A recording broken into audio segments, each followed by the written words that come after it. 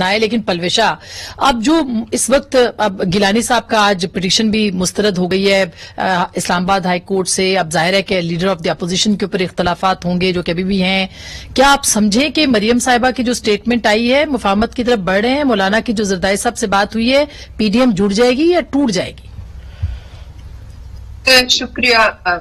بات یہ ہے کہ ہم نے تو پہلے دن سے کہا تھا کہ معاملات ایسے ہیں کہ کوئی بھی سیاسی جماعت اس وقت اس اتحاد سے باہر نکل کے جو ہے وہ سیاست پھر اس ملک میں اگر کرنی ہے تو پھر پرو پیپل کرنی ہے. جو جہاں عوام کھڑی ہے، جہاں لوگ کھڑے ہیں وہیں کھڑے ہونا پڑے گا.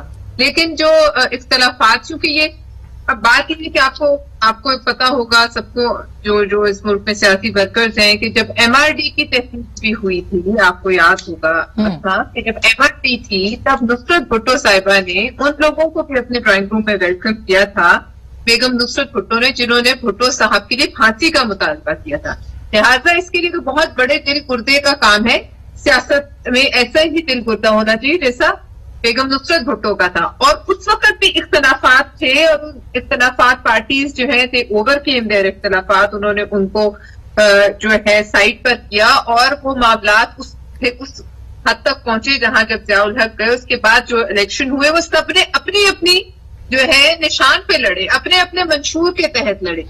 اب بات اس میں شاید کچھ ایسی باتیں ہیں جو نہیں آنی چاہیے تھی سامنے، لیکن اگر آ بھی گئی ہیں تو اس کا یہ ہرگز مطلب نہیں تھا کہ اتحاد ٹوٹ گیا. اس سے پہلے ہی حکومت نے بگلے بجانا شروع کر دی. اور میں حیران ہوں کہ اگر ٹوٹ بھی جائے پی ڈی ایم کا اتحاد یا پی ڈی ایم نہ رہے یا کوئی اپوزیشن جماعت نہ رہے تو کیا وہ تمام مسائل جو اس وقت عوام کو ہیں، جو اس وقت معیشت کو ہیں، جو اس وقت حالات ہیں، کیا وہ غائب ہو جائیں گے؟ کیا تمام ایشوز جو ہیں جن سے روز آپ کا میرا کھانا پینا روح اور جسم کا رشتہ جڑا ہوا ہے، کیا وہ حالات غائب ہو جائیں گے؟ چلیں آپ اپوزیشن تو رہے نہ رہے، جواب تو آپ نے لوگوں کو دینا ہے. بالکل، تو لہٰذا اور اپوزیشن کو بھی جواب دینا ہے. ملتی ہے سیٹ ایک چیئرمین سینٹ کی یا لیڈر آف اپوزیشن کی، یہ کوئی ایسے معاملات نہیں ہیں جن پر یہ اتحاد ٹوٹے اور جن پر آپ قومی مسائل جو ہیں. اچھا خرم صاحب، بابا اب ہم یہ سمجھ لیں کہ آج مریم بی بی کی ملاقات یا ان کے سٹیٹمنٹ کے بعد ان کا مزید کوئی ایسا سٹیٹمنٹ نہیں آئے گا. قاہرہ صاحب نے کہا ہے کہ پیپلز پارٹی جائے گی ان کے ساتھ پیشی کے اوپر. کیا پیشی جو ہے وہ لانگ مارچ کو ریپلیس کر سکتی ہے 26 کو؟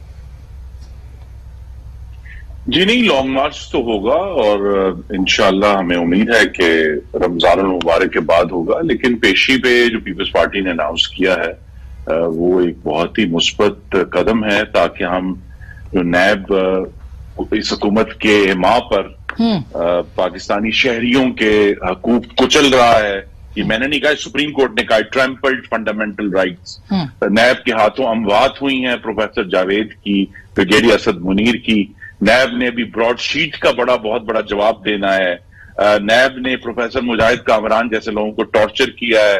نیب استعمال ہوا ہے میڈیا کی آزادی کو کچلنے کے لیے، جو میر شکیل الرحمان کو اتنے مہینے انہوں نے کسٹڈی میں رکھا ہے. تو نیب نے تو خود بہت بڑے بڑے جواب دینے، اور نیب ہر طرح سے ناکام ہے عدالتوں میں شواہد پیش کرنے کے معاملے میں. صرف ایک ٹول بن گیا ہے کہ جس کو ٹارچر کرنا ہے اس کو حمزہ کو ڈال دو 20 مہینوں کے لیے. شہباز شریف پہلے 133 دن پہلے رہے ہیں، اب وہ دوبارہ اندر چلے گئے ہیں. تو 26 کو آپ کا پاور شو ہوگا. حکومت نے رینجرز طلب کیے ہیں وہاں پہ، آپ کو لگتا ہے کہ کوئی ایسا مس ہیپ ہو سکتا ہے خدا نخواستہ؟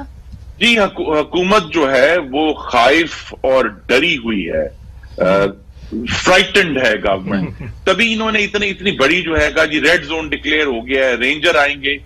بھائی ہم نے عوام جب کسی لیڈر کے ساتھ جاتے ہیں، جب تک ان پر کوئی حملہ آور نہ ہو حکومت کی طرف سے، عوام اچھا تو حکومت خائف کیوں ہے؟ اون عباس صاحب جو بات ابھی خرم صاحب کر رہے ہیں، ظاہر ایک پیشی ہے، مریم بی بی جائیں گی، بھگت کے آ جائیں گی، آپ لوگ کیوں خائف ہیں؟ ویسے میں کبھی کبھی حیران ہوتا ہوں کہ بڑا ایک سمپل سا کام ہے، لیکن آپ ذرا ان کا چیک کریں، ان کی موب مینٹیلٹی چیک کریں. نون لیگ کی میں پیپلز پارٹی موہن بنڈے یہ مزار قائد پہ جاتے ہیں, وہاں پہ ہلڑ بازی شروع کر دیتے ہیں, مزار قائد کے اوپر ہلڑ بازی شروع کر دیں گے. پچھلی دفعہ نیب کی پیشی پہ ٹھوکر نیاز میں گئے تھے, کئی لوگ مرتے مرتے بچے تھے. ان کو شوق ہے کہیں نہ کوئی ایسا انسیڈنٹ ہو, کوئی لاش گرے اور عوام میں ان کو پذیرائی ملنے. میں حیران ہوں, ایک دفعہ میں کیپٹن صفدر کو سن رہا تھا کہ گجرات کے قریب ایک بچہ جس کے اوپر یہ پیسے نچھاور کر رہے تھے ان کی گاڑی کے نیچے آ گیا, تو کہتے ہیں یہ پہلا شہید ہے. یہ اس طرح کے لوگ ہیں, یہ شہید کر کے نا اس طرح لوگوں کو نا یہ ڈھونڈنا چاہ رہے ہیں. سمپل سا نیب کا نوٹس ہے, میں آج ویسے نیب کا نوٹس پڑھ رہا تھا اور اس میں سمپل سے سوال ہے, ان سوالوں کے جواب دینے اور 5 منٹ میں گھر آ جائے. میں سوال اگر دہرا دوں اگر آپ کی اجازت.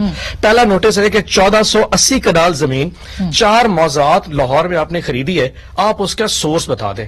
وہ ایگریکلچر پراپرٹی ہے, کمرشل پراپرٹی ہے, وہ کس استعمال میں لے کے جا رہی ہے اور اس کے پیسے کہاں سے ہے. یہ پہلا نوٹس ہے. اور دوسرا نوٹس ہے کہ چودھری شوگر مل کے لیے 86 لاکھ روپے 1992 میں آپ نے دیے تھے, وہ پیسے آپ کے پاس کہاں سے آئے. 1 کروڑ 15 لاکھ کے آپ نے شیئرز پرچیز کیے چودھری شوگر مل کے, جو کہ 3 اشخاص, ایک منٹ بھی 3 اشخاص نے دیے. ایک کا نام ہے سعید سیف بن جبار جو کہ دبئی کا شخص ہے, ایک شیخ زکاؤ الدین ہے جو کہ یو کے کا نیشنل ہے. یہ سوالات آپ کے پاس آ گئے؟ جی ہر جگہ نوٹس, ہر جگہ. اور تیسرے شخص کا نام ہے ہانسی احمد جمجوم جو کہ سعودی ہے. ان 3 اشخاص نے بی بی کے اکاؤنٹ میں پیسے جمع کرائے جو کہ انہوں نے سے شیئر پرچیز کر دیے. اور ایک لیکن یہ تو ان کی پرائیویٹ وہ تھی نا پراپرٹی, یعنی پرائیویٹ وہ پرچیز, اور یہ ریٹرنز ہے, انہوں نے ریٹرنز فائل کیا تھا. سر ایک دستگیر صاحب آپ کی باری ہے نا, you have all the time to answer it, respond کیجیے گا. اور آخری سوال بڑا انٹرسٹنگ ہے. 230 ملین 23 کروڑ روپے ان کے اکاؤنٹ میں ٹرانسفر کیے جو ان کے چچا تھے عباس شریف صاحب, ان کے بیٹے کے اکاؤنٹ میں, اور وہاں سے پھر مریم بی بی کے اکاؤنٹ میں ٹرانسفر ہوئے.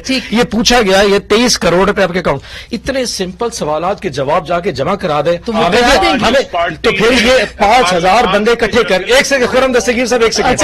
یہ ایک مدرسے کے بچے یا اپنے اتنے سارے, سر ایک سیکنڈ خرم دستگیر صاحب, آل دا ٹائم آپ میرے سینئر ہیں, میں ہمیشہ آپ سے انسپائر ہوں, لیکن آج آپ جسے رسپونڈ کریں جسٹ ریلیکس. سر آپ کی باری آئے گی. سر ڈنڈے مارے, سر ڈنڈے مارے.